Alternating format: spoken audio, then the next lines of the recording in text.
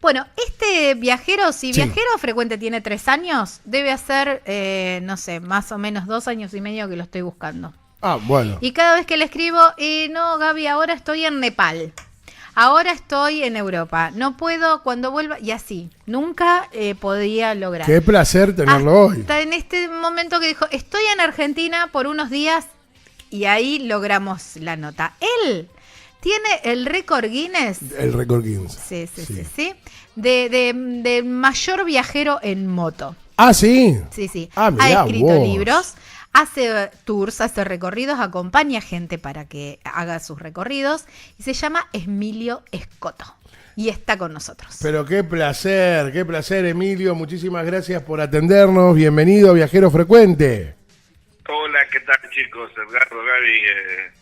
Bueno, un placer estar con ustedes, finalmente, ¿no? Como bien dijo Gaby. Sí, tal cual. Bueno, Un placer arrancar esta nota, Sí, y conocer esta bueno. historia, porque hace mucho tiempo que veníamos con las intenciones de querer sí, conocerte. Sí, siempre intentaba y nunca podía, nunca estaba. Emilio, leyendo un poco sobre vos, decís que todo empezó con $300.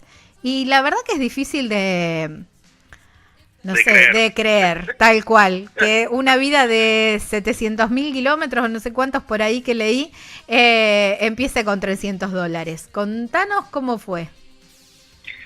Mira, todo comienza cuando era niño y que empecé de chiquito. Le decía a mi madre que iba a ser el primer hombre en ir a la luna. Yo tenía 5 o 6 años. O sea, veía la luna y me llamaba la atención. Y bueno, luego todos sabemos, y dentro de poquito, en junio se cumplen los 50 años del alunizaje del Apolo 11, la luna de Armstrong y Aldrin.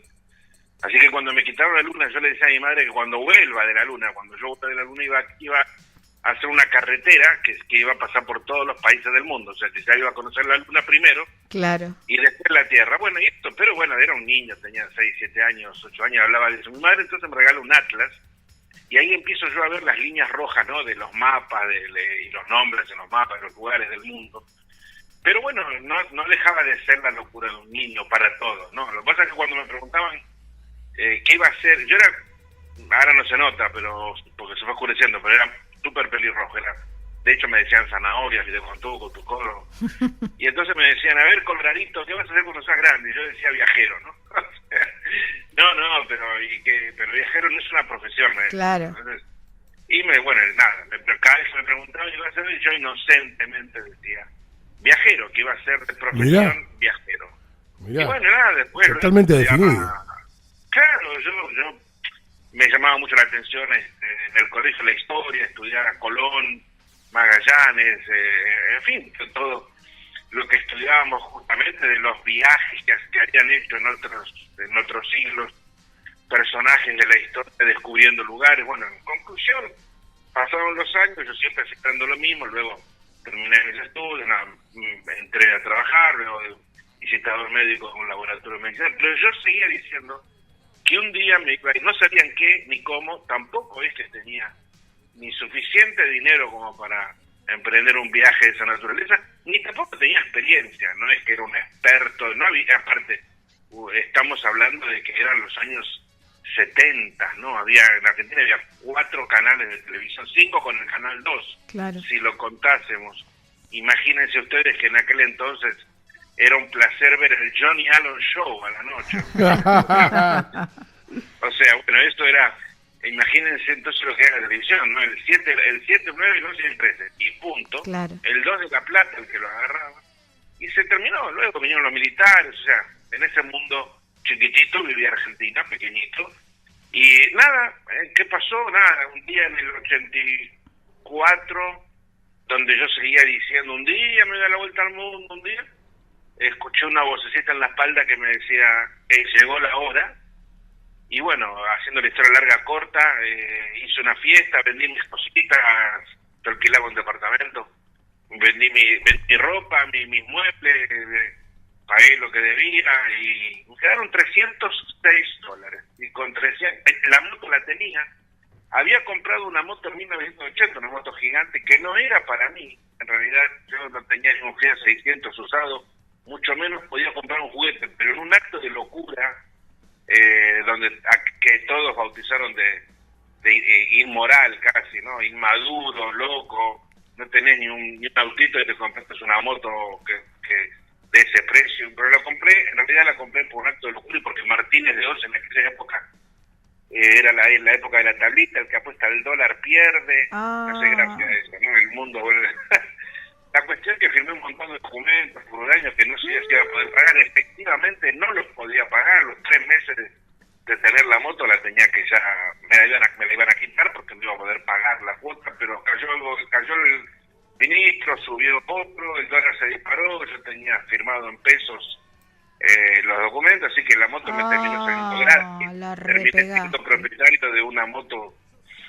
Así que bueno, el tema fue el año 85, el 2 de abril, el 14 de 85, con $306, me despido de mi madre, de mi hermana, de mi perra Boxer, Sugar, de mi novia, donde le dije, bueno, casate, y parto desde Buenos Aires un lunes 14 de enero a las 7 de la mañana, sin nada de moto, o sea, apenas con un casco, una camarita de hierro, Pentax a manijita, sin experiencia, sin mapas, no había GPS, no había teléfono celular, no tenía cuenta bancaria, tarjeta de crédito, nada. No, el automóvil club no tenía mapas de Argentina, mucho menos iba a tener mapas del Congo, ¿no? Sí, claro, ni hablar.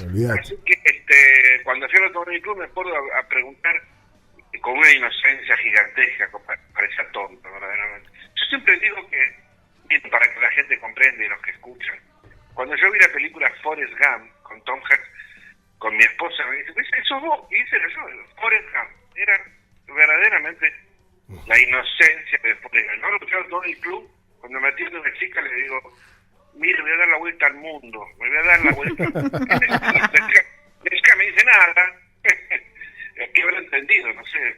Y delirante habrá dicho. Claro, o sea, no, nada, no necesito el mundo cuenta, no. Igual vos lo tenías sumamente claro de pequeño, no. Lo tuyo estaba totalmente definido de pequeño, no había ninguna duda, ningún miedo de lo que estabas diciendo, estabas convencido. No, miedo sí, había miedo, terror. ¿Ah, pero sí? Pánico, y sí, claro, porque sí, tenía miedo, o sea, si no hubiese tenido miedo, tal vez me hubiese ido antes. Claro. Uno se levanta a la mañana en invierno, con lluvia, con frío en Buenos Aires y no sale a ninguna parte, no quiere ni salir del departamento, otra que vuelta al mundo, y sin dinero. Después viene el verano, hace un día soleado, uno mira para arriba y dice, me como el mundo. Pero iban pasando los años y bueno, faltaba ese... uno tiene que... No es que te vas a dar la vuelta al mundo tan fácil, o sea, aparte yo sabía, dentro de toda esa falta de conocimientos y de inocencia, sabía que era una puerta que iba a abrir hacia el espacio, o sea, que no era un viaje, sabía que iba a morir, que iba a nacer nuevamente en otra vida, donde no iba a dar vuelta atrás, no era un barco que iba de un puerto a otro, sino que iba a navegar para siempre en un océano desconocido. Eso lo sabía, y eso es lo que de alguna manera también me daba terror, ¿no? Y solo porque no había conseguido, yo buscaba siempre quien me acompañara, pues nadie se animaba a dejar su vida, sus amigos, su trabajo, su gente, su familia, su perro, bueno, hasta que un día, me despedí de todos, le di un beso en el hocico a mi perra Boxer, Sugar, mi madre también, mi madre me había escuchado toda la vida, estaba harta de escucharme. Mandate, te dijo mamá. Ya va a volver, se le termina la plata y vuelve. La cuestión que, con un llanto de mi madre, de mi perra que aullaba, de mi novia que apenas llegó a despedirse, yo decía, catate, etc. Me subí a la moto y con nada, sin ropa de moto, con $300, un pasaporte nuevito, unas vacunas en el brazo, enfermedades que ni sabía que eran, parto a cumplir el sueño del niño en realidad, sin saber para nada, ni remotamente, en qué iba a terminar, a dónde iba primero, no sabía a dónde iba, sabía que mi viaje iba a terminar cuando yo lograra cumplir con el sueño de pasar por todos los países del mundo. El proyecto era todos los países de la Tierra, todos los lugares donde viviera un ser humano, ese era el proyecto. ¿Cómo lo iba a hacer? Ni idea. Imaginaba yo que metro a metro, kilómetro a kilómetro, o sea, imaginaba también que iba a aprender en la ruta, porque yo no sabía ni armar una carta. No Claro. sabía Qué cómo se hacía. locura.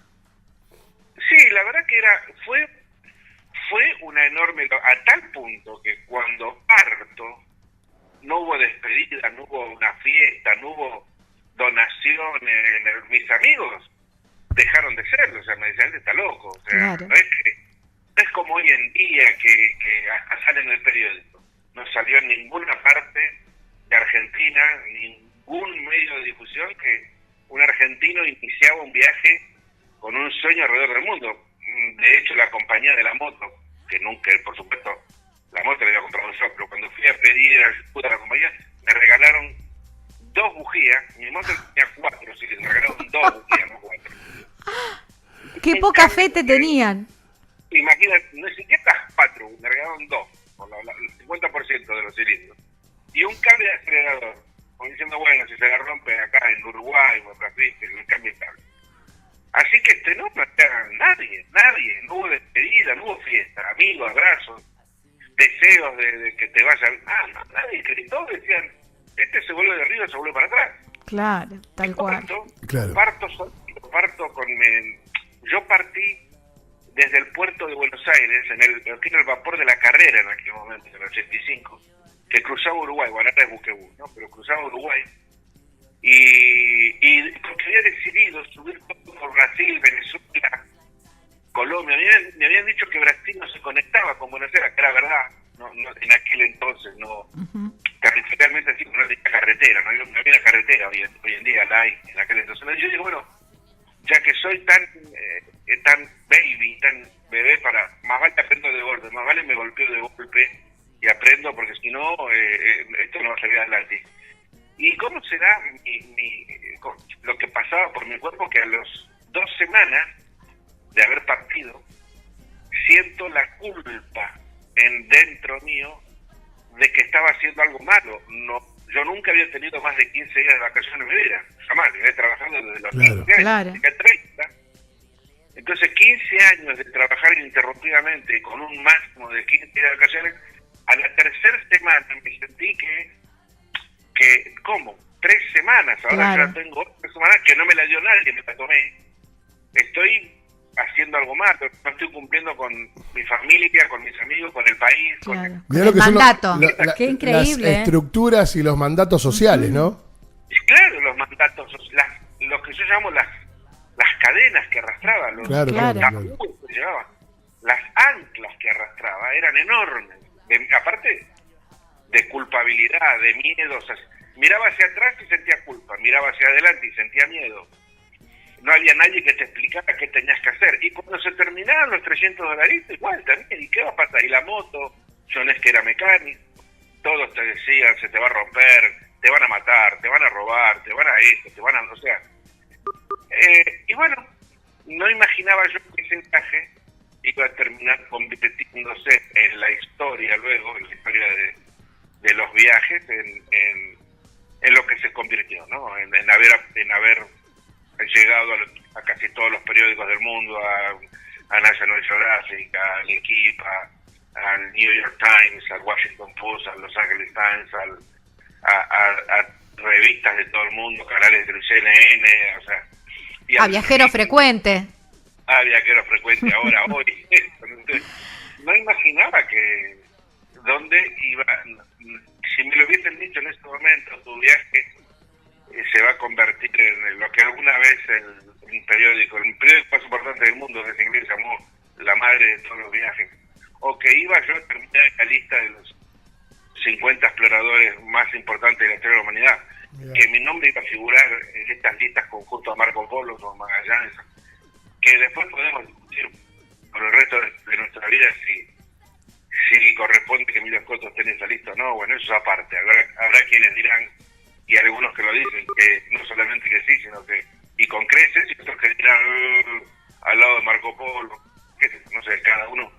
Pero yo no sabía todo eso. Sabía que un niño quería ser viajero, de su profesión era viajero, y hace 35 años, que es lo que soy, mi profesión es viajero, hoy vivo de esto, hoy vivo de llevar gente a viajar por el mundo, pero bueno, en aquel entonces completé aquel viaje que me llevó 10 años, 2 meses y 19 días regresar al obelisco, habiendo recorrido en aquel momento 280 países, 735.000 kilómetros con la misma moto, donde cambié 86 neumáticos, 9 asientos, 11 baterías, 750 litros de aceite y 42.000 litros de nafta a través, como dije, de 280 países del mundo. ¿Y cuántas bujías? Un montón. Un montón. Excelente la pregunta. Con los años de viaje, ya con los años de viaje, sí, luego pasaron muchas cosas. En el segundo año de viaje ya empecé por primera vez en Francia, me vistieron ya como motociclista. Tuve el primer patrocinador, que me acuerdo que en aquella época había decidido darme $1.000 por año de patrocinio, pero para mí alguien me daba $1.000, eso fue en el 87. Me hicieron toda ropa de cuero, de moto, ya parecía un motociclista. Claro, un profesional. Comienzo entonces, alguien me dice, ¿y no escribes? ¿No tienes fotos? Digo, sí, fotos tengo. Yo sacaba, alguien me ha dicho que sacara diapositivas, porque si algún día la revista le interesaba, les iba a hacer útil la diapositiva y no la foto papel, y bueno. Y yo, ¿no escribes? Y escribo. Yo sé escribir porque aprendí en el colegio. Pero, ¿qué es escribir para una revista? No, escribí un artículo y después, claro, en el artículo eso yo no escribí nada de la moto, escribía de la guerra de Nicaragua y El Salvador, del Irán Contra, porque a mí me tocó vivir en la carretera, el Irán Contra, justamente las guerras de Centroamérica, el tapón del Daniel de Colombia, los Estados Unidos. Claro. Entonces, como yo escribía de eso, política, religión, problemática, el Islam, los choques culturales, los choques de las religiones, pegó muchísimo y eso llevó a convertirme luego en escritor, lo cual me llevó luego a ser periodista licenciado en Europa y a escribir para muchos medios de difusión, con lo cual muchos con los años dijeron que yo había sido el Google de aquella época, porque no había Google, no había nada. Claro. O sea, no es que uno ponía, no había internet. Claro, no existía.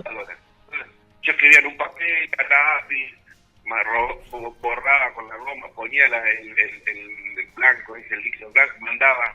Las embajadas me ayudaban a mandar los artículos que no se perdían con las fotos a Europa. Claro. Después, bueno, vinieron los patrocinadores, y hubo empresas que empezaron a patrocinar el viaje, sí, obviamente, cuando el viaje terminó acá en el obelisco. Es una fecha rara, ¿no? Yo entré al obelisco el 2 de abril, fíjate tú qué fecha. Mirá. En aquel entonces no se festejaba. No, claro. Claro. El festejo fue el mío, fue claro. El obelisco, 3.000 personas, bueno, ahí fue donde Menem me recibió, y Susana Jiménez, y en fin, toda la historia sobrevino después. Y luego el desfile final, a pesar de que el desfile final iba a ser el obelisco, el desfile final a los 30 días en España, en la Avenida Castellana, donde yo me había comprometido, porque Europa, Francia, Inglaterra, Italia y España me habían ayudado. Me habían convertido, sobre todo España, me habían convertido en lo que soy hoy en día. Y había prometido que el desfile final se hacía en la Avenida Castellana. Y ahí Jordi Pujol, que en aquel entonces era el presidente de Cataluña, apagó el motor de la moto, llamada hoy en día Princesa Negra, ya todo el mundo conocía como la Black Princess, apagó el motor de la moto para que... Y la moto está ahora descansando en un museo en Estados Unidos. ¡Wow! ¡Qué increíble! ¡Qué increíble! Es maravilloso, ¿no? La historia que estamos escuchando, Gabriela, a sí. través de nuestro amigo viajero. Emilio Escoto, Un gran viajero, tremendo viajero. Bien, estamos en Viajero Frecuente Radio, Gabriela, y me surgen un montón de preguntas a través de este viajero que estamos disfrutando muchísimo, y en este caso debe tener algún ranking de comidas. Sí, y ¿qué? No, dale vos. Puedo porque me quedó enganchada de algo. De la anterior. Porque sí. Claro, vos, Emilio, dijiste que recién a los 2 años pudiste comprarte, te vistieron de cuero, te vistieron como motoquero. Pero todo el primer tiempo esos $300 imagino que duraron muy pocos kilómetros. ¿Cómo fue subsistir hasta que empezaron a aparecer los artículos, los sponsors y todo eso? Claro, esos $300 me sirvieron para que cuando partí cruzar Uruguay, durmiera en un hotelito en la noche, barato, pero un hotelito, y luego crucé a Brasil, y también hasta Río de Janeiro, me pagaba un hotelito. En Río de Janeiro, no obstante, en Río de Janeiro una noche, la noche que llego a Río de Janeiro, que imagínense ustedes, en 1985, llegar en moto hasta Río de Janeiro, sí, era una locura. Sí, totalmente. Era tan increíble, pero tan increíble, que entonces, por primera vez, el periódico de Río de Janeiro se interesa y me hace una nota, que el título me acuerdo enorme, en el periódico, varias páginas, decía, Argentino da a volta al mundo. Y ya ahí me di cuenta de que, pero si solamente llegué hasta Río, ¿no? Pero era... Claro, todo lo que me falta. Año 85, era increíble. Bueno, la cuestión que esa noche en que yo buscando un hotelito me roban todo. Yo en la moto llevaba tantas cosas, pero llevaba tantas cosas. Era tan inocente, tan tonto, porque la verdad que yo llevaba hasta mi raqueta de tenis, porque me gustaba mucho el tenis, llevaba mi raqueta de tenis, llevaba pelotitas de tenis pensando que no había pelotitas en otros lugares, 500 pares de medias, llevaba aguja, hilo azul, hilo blanco, hilo negro. Llevaba corbata de un color, corbata de... No. ¿Cuánto pesaba todo eso? No, era el antiviajero, yo, porque no llevaba plantitas, no me quedé con unas plantitas que tenía en casa porque no entraba en la moto. Revistas, libros para leer, por ejemplo, el lápiz, lapicera roja y lapicera medias de vestir. No, imagínense en moto, la verdad que... No, una locura. No, era el farolito, que por supuesto nunca usé, platito, computadita. Y en Río de Janeiro, cuando me roban la moto, casi yo no entraba en la moto, porque la moto ya de por sí era muy grande, eso no era una moto gigantesca, y tenía tantos extras, tantos bolsos, además de los valijones que tenía la moto, que apenas si yo entraba, y además era muy pesada de atrás, y que la rueda delantera medio quedaba en el aire, porque tenía tanto peso, que sobrepasaba lo que la moto, para lo que la moto había sido construida. O sea que no es que manejaba cómodamente. Claro. En Río de Janeiro esa noche me roban, bajo a preguntarle en un hotel el precio. Cuando vuelvo veo 5 muchachos jóvenes, uno sentado en la moto y otro que me dice, ¿qué haces, flaco? ¿Cómo te va, loco? ¿Viniste a Argentina en la moto esta? Eran 5 argentinos. No. Me desvalijaron. Cuando volví a buscar el pasaporte que se había dejado en el hotel, tardé 1 minuto, porque en la moto no había nada. Gracias a que dejaron la moto. Paradójicamente me hicieron un gran favor. Porque me dije a mí mismo, ¿qué tengo que hacer? Volver a Buenos Aires, buscar más cosas. Tenía un short, una musculosa, el pasaporte en el bolsillo. Y digo, no, esto es parte del mundo. Esto es lo mínimo que va a pasar en un viaje hacia el universo, claro, hacia las estrellas. Lo mínimo que va a pasar es que me peguen un meteorito chiquito, después habrá otros más grandes, o me atropellará un planeta, pero esto es lo mínimo, sigo adelante, porque mientras esté vivo, sigo. Me hicieron un favor, la verdad que la moto andaba bárbaro, Claro. Y contestando a tu pregunta, llego a Salvador Bahía y no tenía un centavo, ahí ya no podía pagar. Ahí se terminó. Me voy a la playa, me siento en la playa confundido, pensando, ¿y ahora? Porque ahora no tengo que puedo buscar un hotelito, por más barato que sea. No tengo para pagar una ducha, no tengo para comer. ¿Y ahora qué se hace? No es que había manuales, no había nada. O que tenías direcciones, no existía eso. Claro. No, ni couchsurfing, ni nada. Nada. No tenía ni teléfono a quien llamar, ni nadie. Y en eso se acercan 2 muchachos, uno negro y uno blanco. En un jeep. Los 2 con musculosa. ¿Cómo estáis vos? ¿Todo bien? Esa moto de Argentina. Empiezan a hablarme, imagínate en portugués. En aquel entonces yo no hablaba ni jota. Gracias que hablaba porteño. Y mal. Así que me empiezan a preguntar y pidiendo que me dicen, ¿en qué hotel estoy? Yo no sé, me daba vergüenza. No, yo esquivaba responder. Y entonces uno de ellos me dice, el Blanco, me dice, ¿por qué no venís a casa y te quedás en mi casa? Te invito a quedarte en mi casa. Entiendo que me dices. Por supuesto que yo le digo, no, esto me quiero robar la moto. Claro. Finalmente acepté, lo seguí, pagó el ferry, porque estábamos en Salvador y teníamos que cruzar la bahía del otro lado, así que pagó él el lanchón que cruzaba del otro lado, lo cual me asombró que él pagara. Cuando entré al lanchón digo, no tengo que pagarlo, y él lo había pagado. Claro. Llegamos a su departamento impresionante de un piso, y Jair Santoneto, no puedo olvidar nunca el nombre, Jair Santoneto se convirtió en la primera persona de un eslabón, de una cadena, que a través de los años se fue formando, un poco por los que me veían, otro poco porque yo después aprendí a buscar las circunstancias, a pararme, llegar a las ciudades y pararme en ese cruce de avenidas, esperando que la gente se acercara, dándole oportunidad a que me hablaran y a que me invitaran, algunos sí, otros no, pero así me fui solventando Sudamérica, de casa en casa, de invitación en invitación.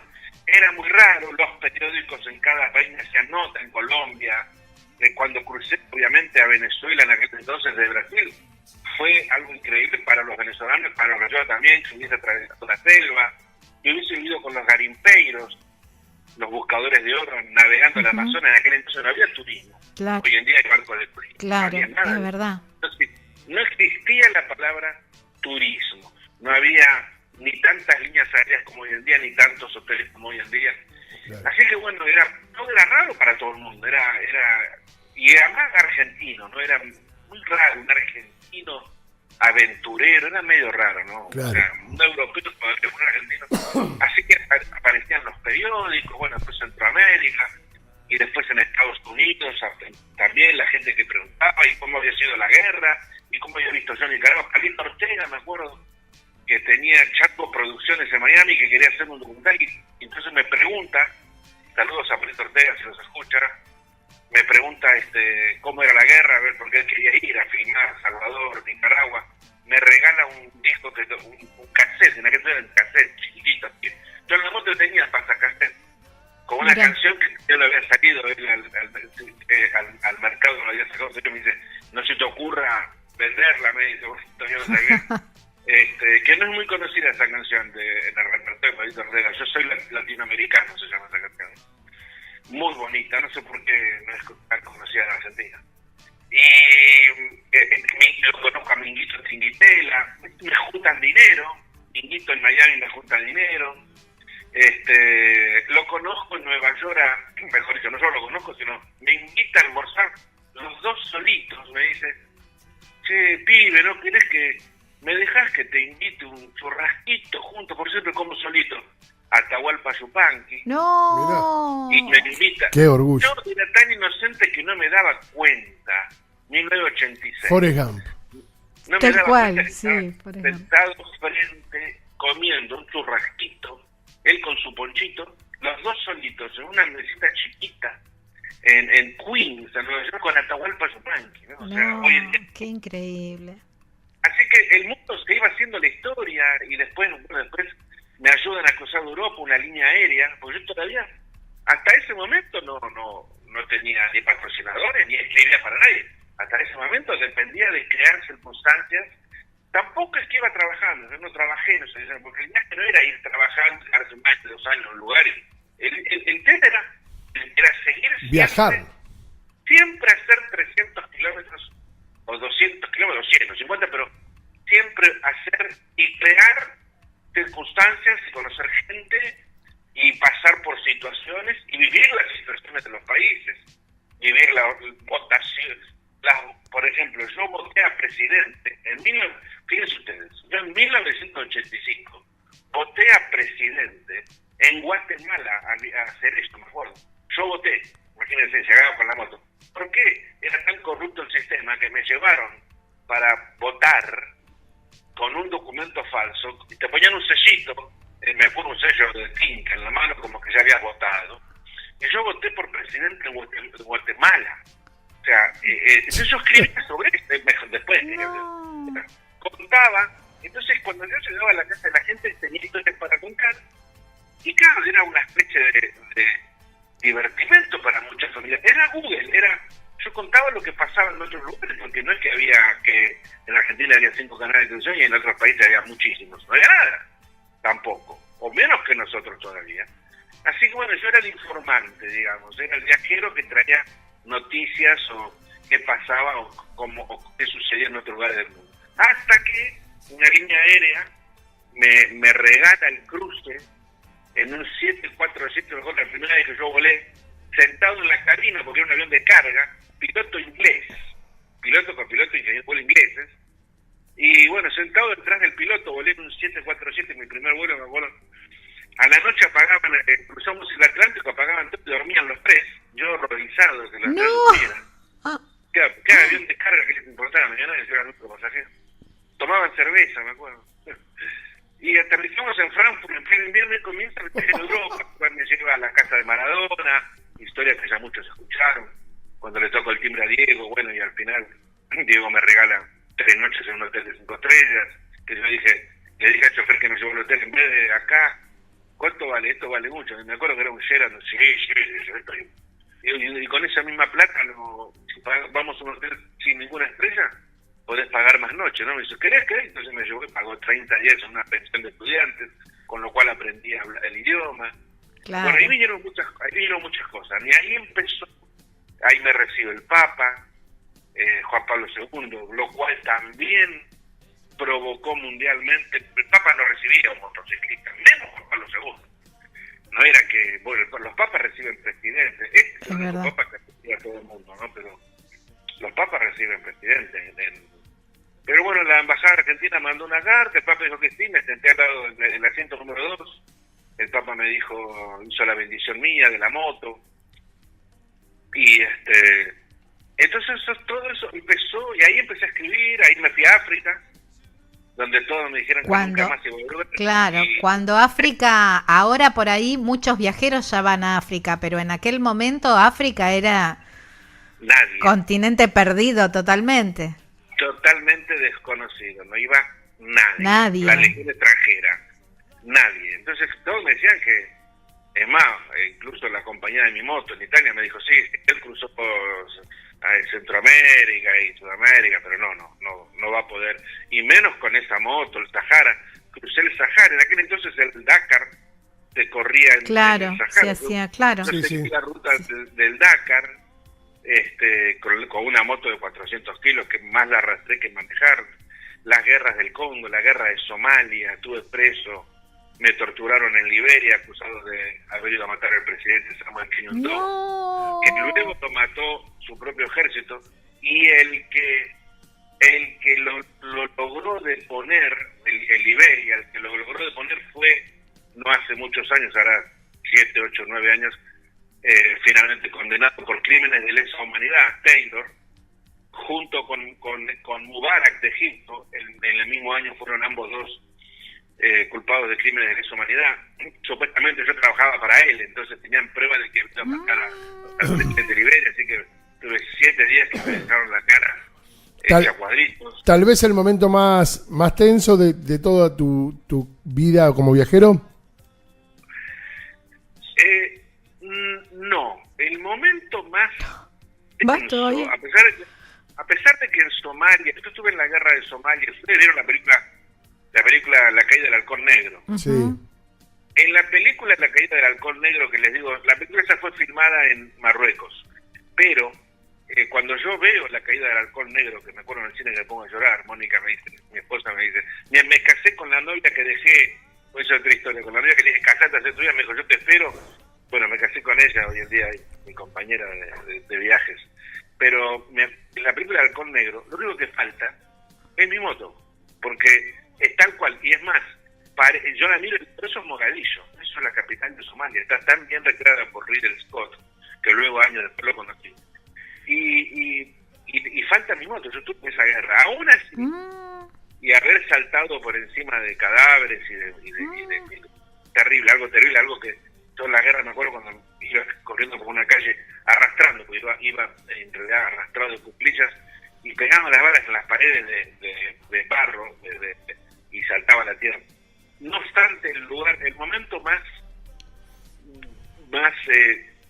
terrorífico de toda mi vida, lo que yo llamo el momento cero, ground zero, como se dice en inglés, ¿no? Ujú. Fue en un barco, escapando de la guerra de Somalia, en un barco sómalo, el único barco que quedaba en el puerto, donde, bueno, yo logro huir en ese barco y nos toma un tifón, un huracán. No. Tifón, y el capitán abandona el barco, se tira al suelo, el barco y el tifón nos agarra, nos rompe las grúas, nos tira, llevábamos 4 contenedores que eran alimento para los soldados del norte, nos tira al agua los contenedores, pero el barco hacía rugby, en vez de haberlo agarrado de frente, el barco iba para un lado, iba haciendo para la derecha y para la izquierda, o sea, a punto de dar vuelta de campana. Y ahí, en un momento de una ola que nos empuja prácticamente a la vuelta de campana, o sea,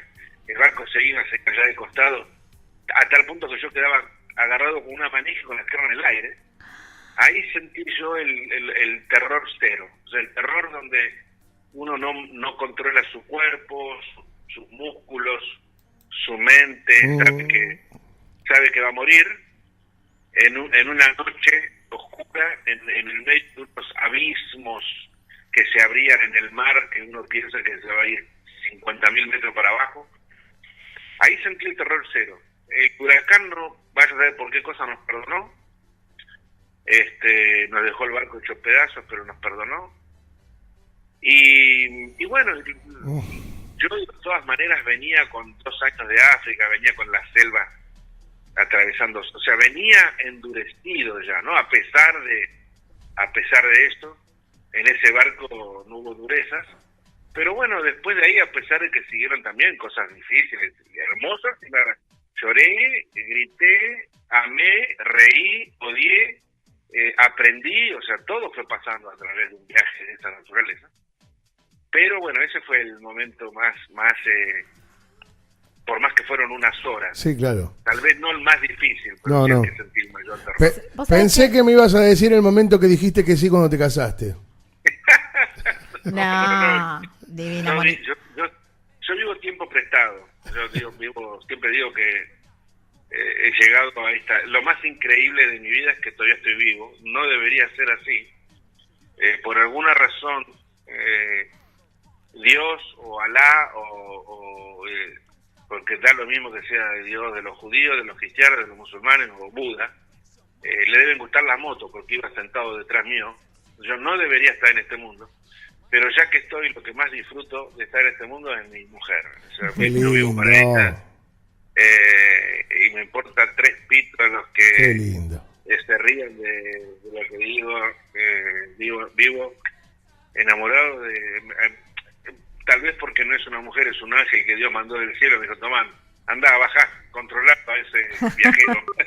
Claro. Así que y hoy en día, bueno, ella viaja conmigo, los dos manejamos una empresa de viajes, y donde llevábamos siempre, desde Estados Unidos llevábamos americanos a viajar por el mundo, en moto, en viajes cortos, ¿no? De 15 días. Bueno, ahora llevamos gente hispana, ¿no? Argentinos o gente que habla nuestro idioma. Me he especializado más en eso. Y nos llevamos a viajes insólitos, ¿no? Viajes en moto, un paquete, como cuando te venden en México un hotel todo incluido. Bueno, más o menos es así, ¿no? Todo incluido. Y te llevo 15 días, 18, 20 días, depende de la distancia. No, China, Nepal, Tíbet, Kenia, Zanzíbar, en fin. Ahora nos vamos dentro de poquitos días a Ruta 66 y nos gusta venir a Argentina, ¿no? O sea, aunque acá estamos apenas 2 meses o 2 meses y medio al año, sí, pero nos gusta venir acá y estar muy envueltos. Yo estoy muy envuelto en todo lo que pasa en Argentina. Bien. ¿Y te has hecho algún top 5 de comidas del mundo, de religiones, de costumbrismos? Sí, te puedo decir, si te interesa, cuál es la comida más rica del mundo y la más fea del mundo. Dale. Bueno, la comida más rica del mundo, ya que los argentinos son carnívoros, ¿cuál es la carne más rica del mundo? Lejos la más rica, realmente. No porque a mí me gustó, sino que en realidad, si uno le pregunta a especialistas cocineros del mundo, alguno que otro lo va... Y alguna vez lo escuché en años posteriores. Una vez me acuerdo que incluso lo escuché de un cocinero famoso acá en Argentina. No hace poco lo escuché. Y dije, bueno que lo reconozco. La carne más rica del mundo es la de camello. Y el camello... ¿Cómo decir? ¿Pero cómo? ¿El camello se come? Sí, era la pregunta.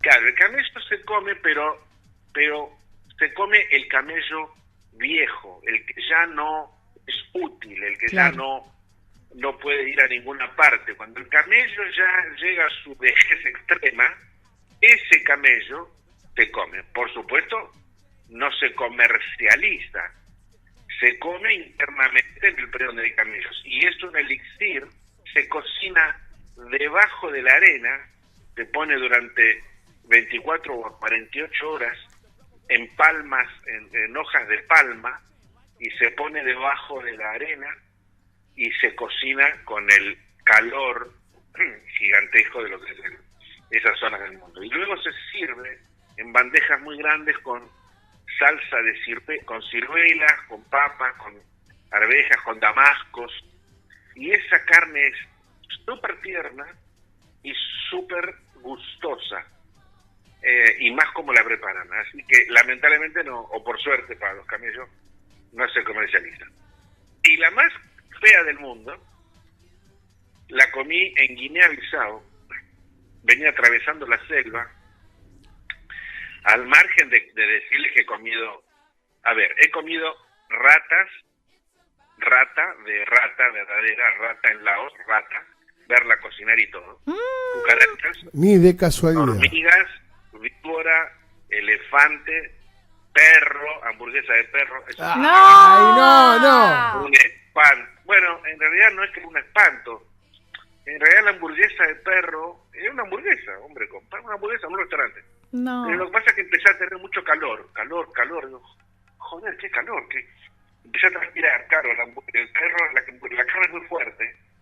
Se come en invierno generalmente. Se come el perro de pelaje oscuro. El perro de pelaje blanco no, porque ese es el pet, el que tiene en la casa. Los perros de pelaje oscuro van al plato. Eso es en Taiwán. He comido gusanos, estrella de mar, escorpión negro, 100 pies, un 100 pies que le dicen 100, no sé por qué, porque tiene 10.000 patas, es tan largo que es. Así que he comido de todo eso, pero no obstante, lo que casi me mata fue, después de atravesar un pedazo muy difícil de selva, cruzo un río en Guinea-Bissau y hay 3 mujeres africanas con las tetas al aire, porque en África del Oeste, en unos países de África del Oeste, las mujeres no se cubren los pechos porque no se considera parte del sexo, de los niños, o sea, todo después, la costumbre. Tú que me preguntaste de costumbres. Los pechos al aire es normal, porque necesitan fútbol. Así que bueno, yo estaba en estas 3 mujeres con tremendos pechos cocinando, y yo me acerqué una olla, y yo me acerqué, y la verdad que había estado muy mal, había pasado varios días muy mal, no sé ni cómo había llegado a sobrevivir ahí.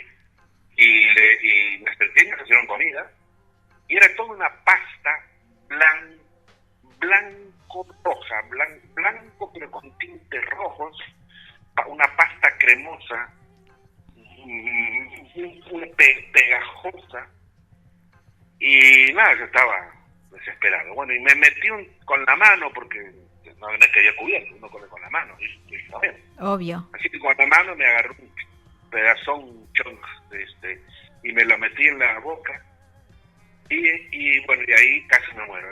El gusto fue una combinación de 2 puntos. Huevo podrido, carne podrida, leche podrida, pero, y ahora viene el toque.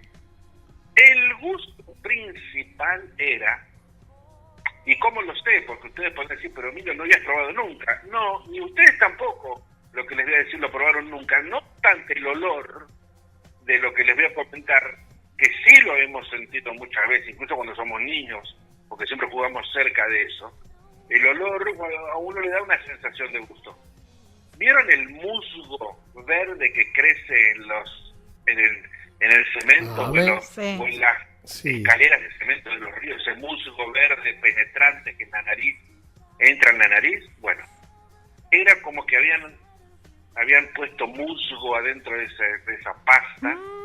Ese gusto a todo podrido y al musgo no me lo pude sacar por 2 años. Yo tenía en la nariz el musgo que se tapaba este pasto baboso que crece en la... Así que bueno, eso se convirtió en un artículo que se publicó en todo el mundo, por supuesto. Tengo la foto además porque le saqué foto a las mujeres cocinando. Tengo la foto cuando están cocinando esa pasta, donde yo estuve después de 48 horas vomitando al lado de un río, ¿no? Y pensé que no iba a salir de eso. Así que, quizás le entraste con mucha hambre también.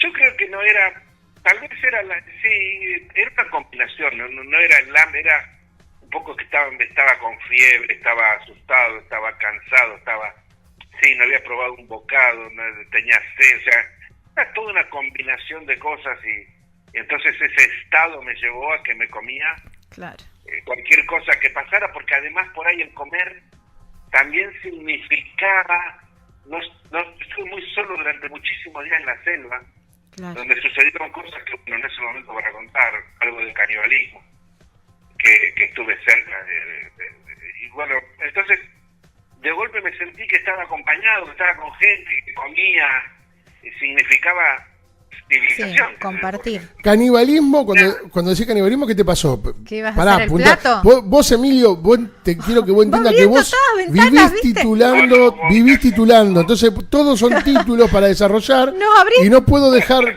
algunos digo, pará un poco porque me tirás muchos títulos, pero es todos títulos. No lo voy a contar. En otro momento lo contaré. Está escrito en el libro, compren el libro que, bueno, por ahora está en inglés, pero bueno, yo he publicado un libro que se llama The Longest Ride, Mayor Viaje, The Longest Ride, aunque está publicado en inglés, es un libro que tiene muchas historias y aparte 350 fotografías, ha sido un éxito.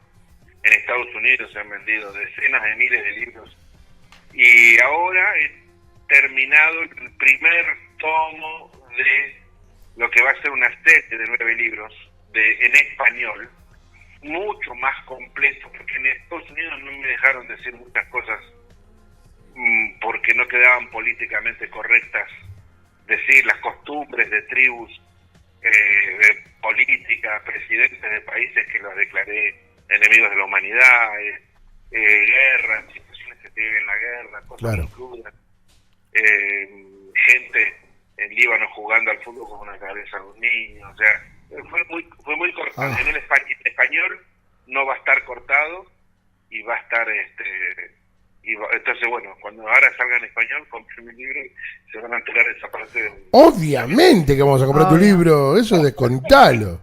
Eso no cabe absolutamente ninguna duda. Para sembrar la duda, para despejar un poquito y que vos puedas decir, podamos desarrollar la historia en el libro, leerla completa. Pero fuiste y, hubo una intención de ser el plato de alguien.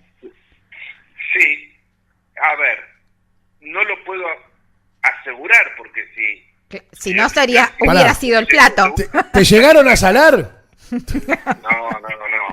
Cuando estaba dentro de la olla con todas las verduritas, Dios mío. Dios mío. No, fue una situación. No. Fue una situación en la que yo me metí solito, justamente por necesidad, por desesperación, por la noche, porque hacía muchos días que estaba solo, llovía, no paraba de llover nunca. África del Oeste, me habían advertido que no pasara por esa zona, que era una zona donde, el canibalismo no es porque tengan hambre, no es eso, el canibalismo en África, que todavía en una parte muy chiquita de África, en África del Oeste, y cada vez menos porque ahora con el tema de las redes se sabe todo lo que hacen, pero hubo presidentes de África en la década de finales de los 80 y principios de los 90 que practicaban el canibalismo, como Bokassa, por ejemplo. El presidente de la República Centroafricana comprobadamente que Sí. Mitterrand te dijo, cuando fue el señor presidente, a Mitterrand le dijo, usted fue varias veces al palacio del presidente Bocaja y estuvo invitado en banquete, y Mitterrand dijo, sí, pero yo no corrí ese riesgo porque soy vegetariano, cosa que no era verdad. Claro. Pues bueno, eso es una cuestión religiosa, en realidad. Sí. Es un sacrificio generalmente de niños que hacen porque comen el corazón del guerrero joven, en fin, pero eso es una cosa muy que hoy en día, digamos, pasa mínima, pero súper mínimamente en algún foco de África del Oeste, de esa panza que tiene África, en algún foco muy específico, muy de vez en cuando, y que bueno, incluso en mi época tampoco es que era una cosa, era una fiesta semanal, no era, Claro. pero sí era una práctica, y me arriesgo a decir que todavía lo sigue siendo, y a veces incluso aparecía en el periódico estamos hablando de la década de los 90, y no sé si incluso hoy en día por ahí. De hecho, hace poco un viaje que hice a Kenia, que fue hace 3 años, salió en un periódico de Kenia que en un país de África del Oeste, o de los lados de África, había aparecido en el periódico una nota de que habían arrestado a alguien por práctica de canibalismo. O sea, todavía hay quien en África del Oeste por ahí lo mantiene. Lo mismo que con los piratas. O sea, ustedes habrán visto la película de Tom Hanks, Capitán Philip. Claro, pero yo escribí sobre estos piratas sómalos varios artículos fueron publicados en 1989. Y me acuerdo que había cartas del pintor a la revista. No, Emilio, no, eso no existe. No hay piratas en el mundo. Claro. De 2 lanchas que en la mañana, justamente el barco ese que después el capitán nos tomó, logramos escapar por un pelo de piratas, que en aquel entonces no les arrastraban, sino que subían al barco, mataban a todos, y luego el barco lo aceleraban y lo encallaban en las playas de Somalia, lo desarmaban y vendían el cobre, los cables, los instrumentos. Después se dieron cuenta de para qué tanto trabajo, entonces los raptaban y pedían rescate, o sea, como es hoy en día, ¿no? Pero yo viví eso, de los piratas. No te la contó nadie. Hoy en día todo el mundo sabe, de hecho hoy en día los Estados Unidos y otros países del mundo crearon una armada que patrulla las costas del mar Índico. Pero yo fui, por eso decía mucha gente, yo era Google. Yo escribía sobre los piratas en el 89, cuando nadie sabía que había en el mundo de piratas. Uh-huh. Qué locura. Y hablando sobre las distintas religiones que fuiste conociendo, ¿qué destacás o qué te ha quedado de todo lo que conociste? Mira, cuando yo viajaba por África, sí, fue donde descubro, yo soy de familia católica, bueno, y además me recibió el Papa, ¿no? O sea, claro, que me hizo una bendición, bueno, y a la moto. Aunque nunca fui una persona de ir a la iglesia, no obstante en mi viaje sí entraba a las iglesias, y me sentaba y recibía esa energía que hay en estos lugares donde tanta gente creyente va, y también más de una vez le hablaba a Dios, ¿no? Porque te digo, o sea, me daba vuelta y yo decía, oye, estás sentado detrás mío, porque ¿cómo salimos de esta? No lo sé, a menos que, o sea, había algo ahí, y luego en África descubro que es un continente 3/4 parte musulmán, eso yo no lo sabía, entra el mundo del Islam, y fue muy bonito, fue muy interesante descubrir el Islam y el muazzin en las mezquitas cuando llama el rezo, ¿no? Allahu Akbar, con ese cántico, y ya Allahu Akbar, porque parece que una cosa romántica, uno parece que está en una película de 1001 noche, ¿no? Claro. Y 5 veces al día, y hacen este cántico que en realidad es el llamado a la gente para que venga a la mezquita a rezar, pero no podía entrar a las mezquitas, que era un infiel, ¿no? O sea, estaba restringido. No obstante, sí compartí muchísimo con gente, sobre todo con los pueblos del norte de África, con los pueblos de las arenas, mal dicho los árabes, porque en realidad el árabe es una tribu solamente del Golfo Pérsico, los demás son marroquíes, libios, fenicios, nabateos, pero bueno, los pueblos de las arenas, los hombres azules, los tuareg, y compartí mucho con ellos, y me trataron muy bien, me ayudaron. Encontrar un tuareg, un hombre azul, un hombre del viento, un inmuaushar, en el medio del desierto del Sahara, y que pare con su camello, y que me dé de comer, y que nos quedemos charlando, él de su camello y yo de mi moto, y aprendí el Islam, y me interesó el Islam, incluso viví 2 ramadanes, y el segundo ramadán lo hice, dije, bueno, lo hice a mi manera, porque tampoco podía estar 30 días sin comer, en una locura, pero bueno, tratando más o menos de estar con ellos, pero sabía que no iba a poder entrar al Golfo Pérsico, a Qatar, Emiratos Árabes, Kuwait, no iba a poder entrar. Claro, hoy en día Qatar va a Chipolitakis, claro. Maradona, y va a Fórmula 1, pero no, en aquel entonces eran los países más prohibidos del mundo, o sea, entrar al Golfo Pérsico absolutamente cerrado, prohibido, no para un motociclista, para cualquiera. Para el mundo en general. Claro. Para ustedes dos que están ahí sentados haciendo esta nota, para los oyentes, para cualquier persona, país eran lugares prohibidos. Solo podías ir si tenías una relación con el petróleo, patrocinado por una empresa de petróleo, a un hotel de 5 estrellas, de los pocos que había en aquel entonces. Claro. No era mi caso, así que entonces, ¿qué pasa? Bueno, conozco una persona en un país ya del este de África, hablando del Islam, comento que me interesaría aceptar el Islam, si no me obligasen a renunciar, y entonces dijo, le hablaron a un imán, me tomaron un examen, me hicieron preguntas, fui durante 5 días a un lugar, y el imán me preguntaba, y yo he aprendido, claro, de tanto estar con gente que me está contando la historia del Islam, sabía. Y entonces le dije, bueno, pues yo le tengo que confesar, yo no voy a dejar de ser católico. Claro. Y en Israel, y voy a ir a Israel.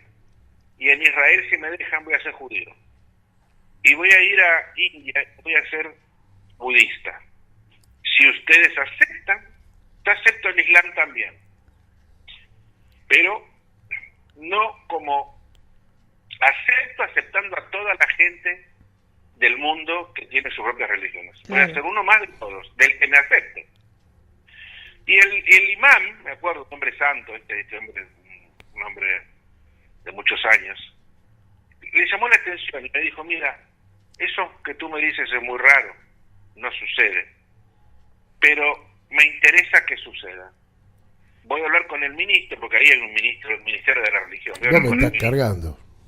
Y si aceptan, vamos a aceptar. Tienes que cambiarte el nombre. Así que bueno, aceptaron. ¿Aceptaron? Él aceptó, me cambié el nombre. O sea, adquirí un nuevo nombre, no es que me cambié, adquirí un nuevo nombre. Me hicieron toda la documentación, tuve que hacer el juramento, vestirme con la túnica, ponerme el calzoncillo nuevo, lavarme, hacer toda la obligación, todo, ir a la mezquita. Y ahí sí, bueno, empecé a entrar a la mezquita, rezar, tirarme al suelo y todo eso, entonces me dieron documentos, porque tú ves que dices, bueno, tienes que hacer el juramento. El juramento en realidad no renuncias a nada, el juramento es muy simple, dice, básicamente lo que dice es que hay un solo Dios. La palabra Alá, en realidad no es que Dios se llama Alá, es la palabra Dios en árabe. Claro. Ah, mira. Como God en inglés. Uh-huh. Alá es la palabra Dios en árabe. Bueno, que hay un solo, el juramento es que reconoce que hay un solo Dios. Bueno, todas las religiones dicen lo mismo, ¿sí? Claro. Y que Mohammed es su profeta. Ok, el Islam, Mohammed es su profeta, como. Claro. Y es más, en el Islam está Jesucristo, en el Corán está Jesucristo, que es muy venerado Jesucristo en el Corán. Pero Jesucristo es un profeta, no es el hijo de Dios.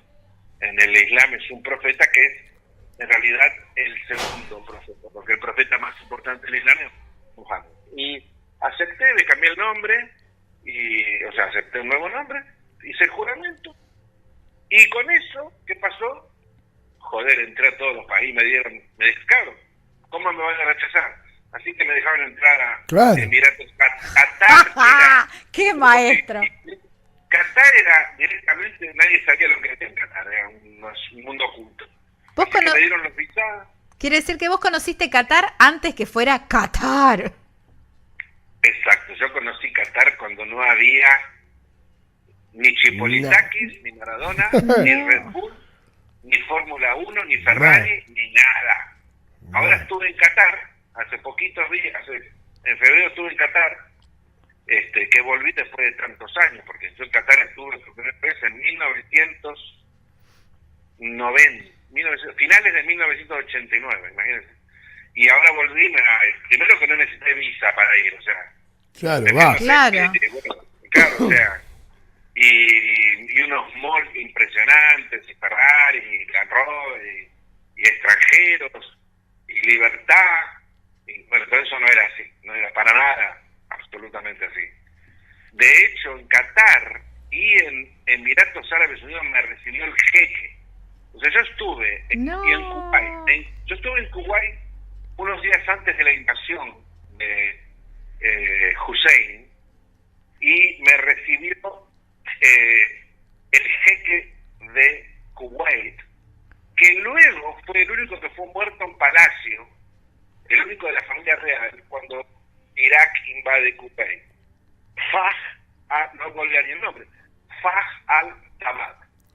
Él me recibe, me da una condecoración, me dan un departamentito para vivir por los días que yo estaba ahí, ¿no? O sea, en Bahrein me recibe el jeque, o sea que era tan raro para ellos. ¿Qué te parece? Claro. Como era para mí también, ¿no? Escuchá, ¿y no se le caían algunas monedas como para...?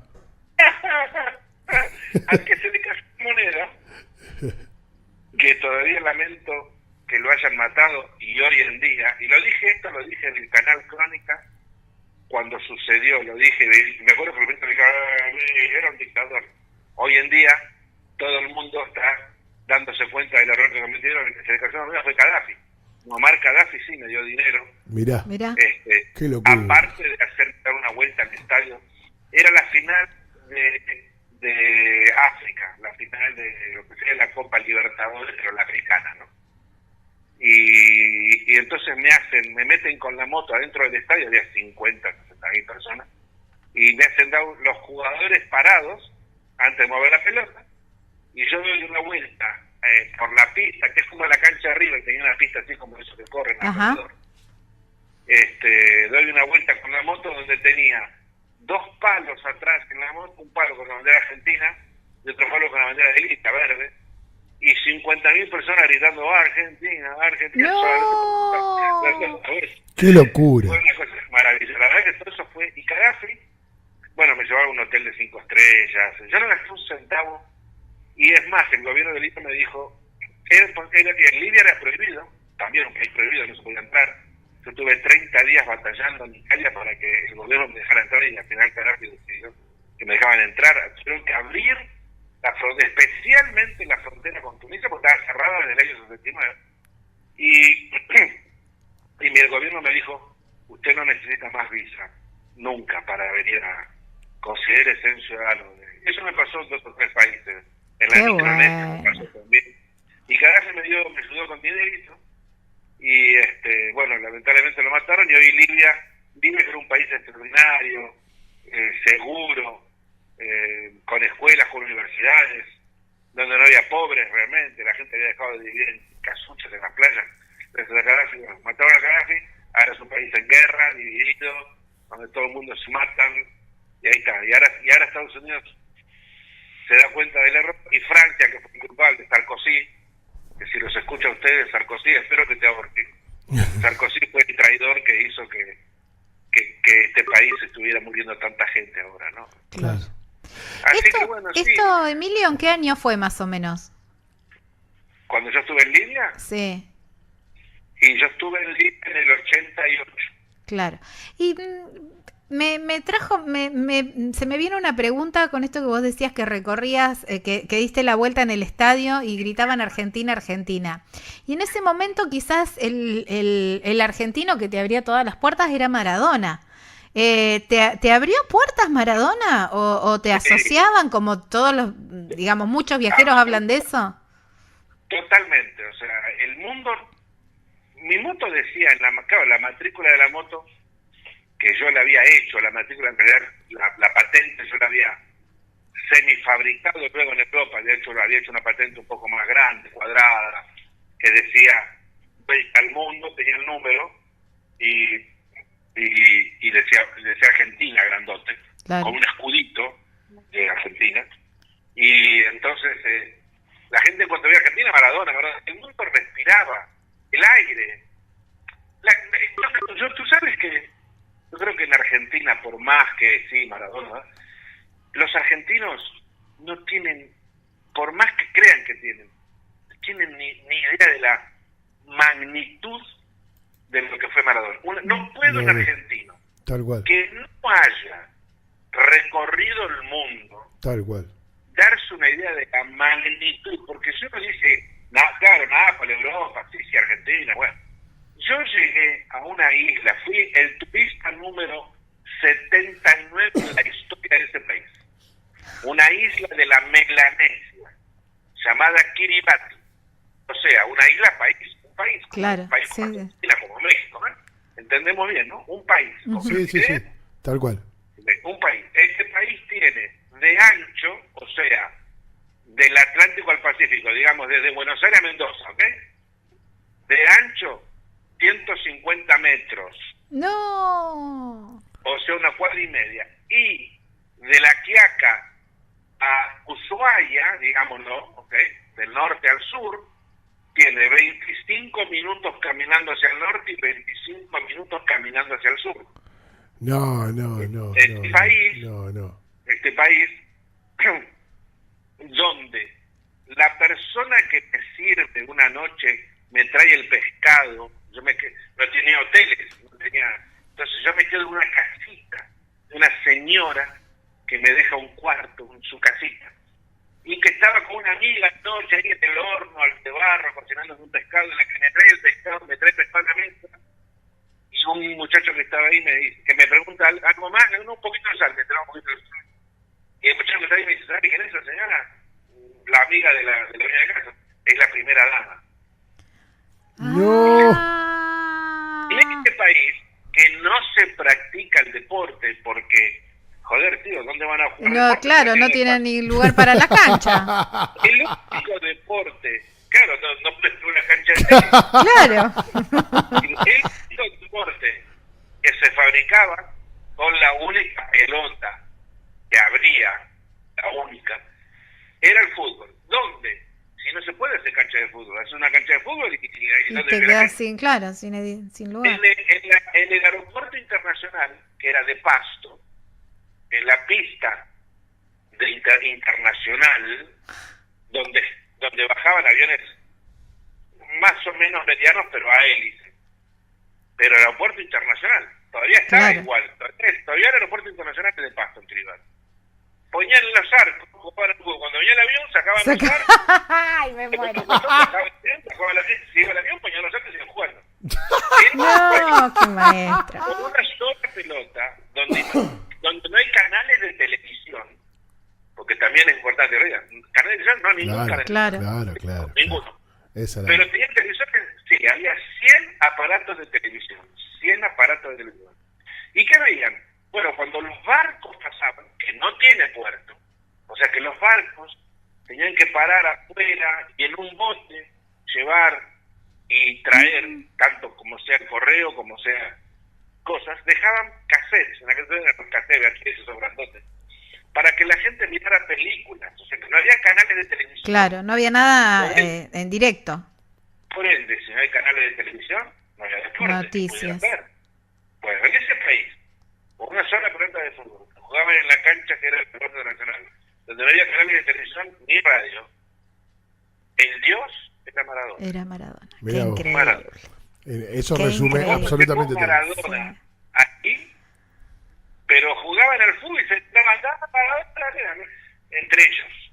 Mirá. Maradona, el mundo respiraba. Y a mí me abrió puertas, me sacó de la cárcel, donde estuve un día, 3 días encerrado en la cárcel por ser espía de Gaddafi. Bueno, y en definitiva, cuando me encontraron todas las cosas, me dieron una foto que yo me había sacado con él un año antes en Nápoles, y entonces, si era amigo de Maradona, no era espía. No había problema.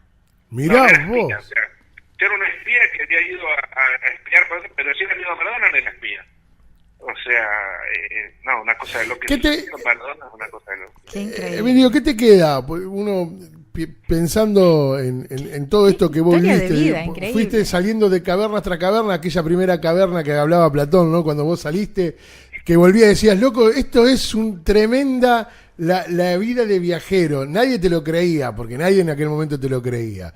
Y ahora, que ya saliste de todas esas, que ya recorriste el mundo, ¿qué te queda? ¿Qué te vas? ¿A Marte? ¿A Júpiter? ¿Qué vas a explorar?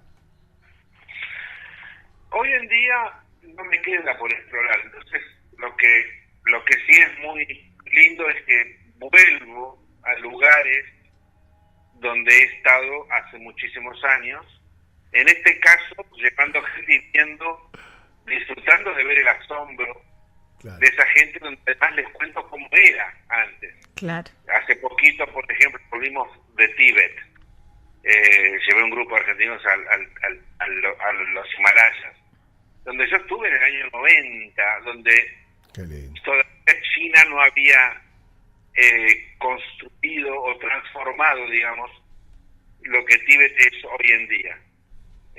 O sea, donde vi el Tíbet, donde casi te decía que todavía era como la película 7 años en Tíbet, ¿no? Con Brad Pitt. Casi yo vi ese Tíbet, donde Dios, cualquiera fuera, caminaba por las calles del Haya o flotaba en el aire, porque todavía era un Tíbet donde yo lo describí como el país de 1000 años atrás, de 1000 años atrás. Cuando yo entré a Tíbet en esa época, retrocedí 1000 años en el tiempo. Hoy en día fui justamente hace poco, el año pasado, y me encontré con otro Tíbet, un Tíbet donde hay hoteles de 5 estrellas uno tras otro, donde hay parques de diversiones, donde para entrar en Potala hay todo un circuito turístico que pagas el ticket. Yo prácticamente en aquella época metí la moto adentro del Potala. El único que no estaba era el Dalai Lama, porque ya estaba en el exilio, pero casi lleno de monjes, miles de monjes perseguidos. Hoy en día vuelvo a todos esos lugares, a Kenia, a los países de Europa, a Alemania. Yo imagínense que estuve en la Rumania de Ceausescu. Claro. Yo crucé el muro de Berlín, Claro. con un permiso especial. Yo crucé por el Checkpoint Charlie, el famoso Checkpoint Charlie que nadie cruzaba. Con un permiso especial crucé a la Alemania del Este, yo vi los tanques. Y no estamos hablando de que me escucha y dice, pero este viajó en 1920. No. En finales de 1980 y 1990. Claro. Lo que pasa es que el mundo yo termino mi viaje el 2 de abril de 1995 en el Obelisco. Y en el 95, 94, 96 sale todo este tema de las laptops, porque las computadoras ya existían, pero no llegaba al público. Claro. Fue en 96, 97 que empezó Microsoft a hacer que la computadora, y después Apple, y después claro. la laptop, y después aparecieron los celulares, pero hasta ese entonces el mundo no había información, Facebook, no había todo eso. Claro. La información era por las revistas, la información era escrita, ni siquiera es que había canales de televisión. Hoy en día uno mira a Al Jazeera, la BBC, en aquel entonces era la BBC de Londres y Gracias, y si querías alguna información, y la BBC de Londres no estaba a tu casa, tenías que ir a un hotel de 5 estrellas al lobby, sentarte y ver si querías enterarte de lo que estaba en el mundo, ver algo que dijera la BBC de Londres. Hoy en día, acaso, ahora hablando con ustedes, cambio el canal y veo la BBC de Londres, o Al Jazeera, justamente, Al Jazeera es el canal de televisión de Qatar, para mí hoy en día el mejor canal de televisión del mundo, estoy ahora mirando Telesur, lo que está pasando en Venezuela en el preciso momento. Claro. Y antes no, antes era todo preguntarle a la gente, ¿y cómo llego hasta tal lado? Claro, es verdad. Y en idiomas que, anda a preguntarle en chino, en 1900, si hoy en día no hablan inglés, anda a preguntarle en mi época a los chinos cómo llegar a Guangzhou. Claro. O tomar la carretera y leer los carteles, ¿no? Imposible. En chino, ¿no? O sea, otro mundo. Y hoy en día, bueno, tú me preguntaste, bueno, ya estoy viendo el mundo, cómo cambió el mundo, cómo giró 180 grados este mundo. Emilio, ¿y qué te provoca ese cambio? ¿Nostalgia? ¿Qué sentimiento te provoca ver justamente que vos viste aquel Nepal y por ejemplo, y otros países? No dejo entrar a mi cuerpo. Primero que soy una persona tremendamente positiva, así que no puedo tener tristeza por emociones. No dejo entrar a mi cuerpo nada. Es un mundo nuevo, un mundo distinto. Cierto que conocí Katmandú, y cuando yo llegué a Katmandú, casi te diría que también era como la película de Indiana Jones y el Templo Perdido. Era otro Nepal, era otro Katmandú. Hoy en día el turismo explotó en el mundo, explotó. Y yo lo decía, porque cuando yo iba viajando yo decía dos cosas. Y cuando terminé el mundo me decían, ¿qué te dejó el mundo? Y yo siempre decía, bueno, hay tres cosas que vi, que me quedaron. Tres cosas. Una es, el ser humano tiene tendencia a ser malo y lucha para ser bueno. Le es fácil hacer el mal y lucha para hacer el bien. Dos, el turismo va a ser una fuente inagotable del futuro. Van a explotar hoteles por todo el planeta y líneas aéreas. ¿Hola? Sí, estamos muy atentos escuchando. Pensé que los había aburrido. No, estamos totalmente atentos y atónitos escuchando. Y tres, dije, próximamente, y yo esto lo escribí en un artículo en revistas que salió en Europa en 1992, 93, 91, dije, próximamente, no en un futuro muy lejano, la tercera guerra mundial va a llegar y es religiosa. Y es lo que sucede hoy en día, ¿no? Yo ya vi, cuando el mundo no hablaba del Islam, vi el choque que iba a haber entre religiones. No por un problema de Dios, en realidad no es tanto, el conflicto no es Dios. No se lucha para imponer a Jesucristo o al Dios judío, en realidad se lucha por la famosa democracia, ¿no? Cada uno quiere imponer su democracia. Su democracia, de su forma. La que uno entiende por la suya. Y el petróleo, ¿no? O sea, lo que yo vi que el petróleo iba a causar un conflicto y la religión iba a ser la excusa, ¿no? Pero lo vi viajando. Emilio, por otros países. Es impresionante porque nos has dado permanentes títulos que nos dejan con muchísimas ganas de tener tu libro en manos y de poder empezar a desandar cada uno de todos los títulos que nos fuiste tirando en estos dos programas que tuvimos con vos. Fuimos por un rato de una nota y terminamos un montón de tiempo más. Emilio, cuando empezamos la nota me dijo, más o menos ¿cuánto tiempo? Y 20 minutitos. Bueno, nos hemos pasado. Nos hemos pasado y van dos programas. Sí, no, pero Mónica, sabia ella, dijo, podemos hacer una serie de notas con diferentes relatos. Claro. Así que le tomo la palabra a Mónica, Emilio, porque esto hay que seguirlo. Y quiero, cuando esté el libro... No, yo quiero el libro ya. Quiero ese libro. Quiero comprarme el libro ya. ¿Cuándo le calculás? ¿Para cuándo le calculás? No, el libro es un proceso de editoriales. Es un proceso de ver con quién me decido, qué editorial me ofrece mejores garantías que otros. Está bien. Y en ese proceso supongo que me he vuelto un poco exquisito Y entonces es culpa mía de que no se publique, pero bueno, vamos a ver. Estoy ahí. En realidad tampoco nunca fui a una editorial de Argentina, por eso lo que pasó con Cristina tendría que hacerlo, ¿no? Claro. Pero más que nada fui a editoriales distintas, fui a una sola por ahora en España, porque tampoco es que tengo mucho tiempo. Yo estoy todo el tiempo viajando, estoy todo el tiempo, vivo en la carretera, vivo Claro. ahora voy dentro de 5 días, o sea, no, nunca estoy en ningún país, no sé a dónde pertenezco un poco, ¿no? Pero me encanta así para vivir en hoteles y adoro los hoteles, o sea, a mí me da miedo, por eso no tengo propiedad, no, me da miedo una casa, ¿no? Paredes mías, no. Claro. Yo no, Eso yo te tengo- va, no te tengo ata. raíces, no tengo raíces, tengo alas, ¿no? Así que Me tengo encantó. ruedas, tengo ruedas, digamos.